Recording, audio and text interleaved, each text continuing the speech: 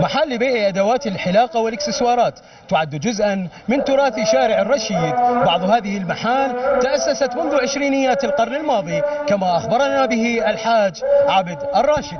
أدوات الحلاقة من ضمن تراث شارع الرشيد، يعني من 1920 موجودة، وهسه تطورت أكثر وأكثر وصار بها مجال أكثر.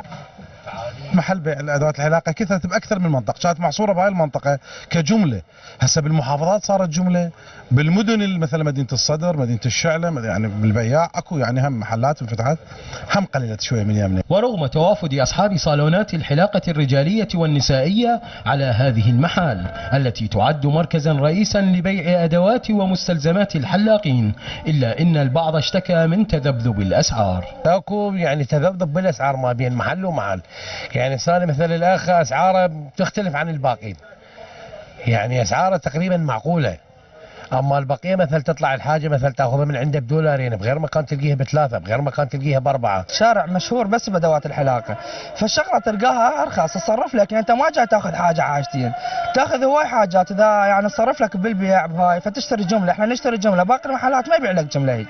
ومع التطور الذي شهدته محال بيع ادوات الحلاقه خلال العقد الاخير ودخول بضائع ومواد واكسسوارات متنوعه لكلا الجنسين، الا ان البعض اكد تضرر مبيعاتهم بارتفاع سعر صرف الدولار خلال الفترة الأخيرة كحال غيرهم من الأسواق التجارية.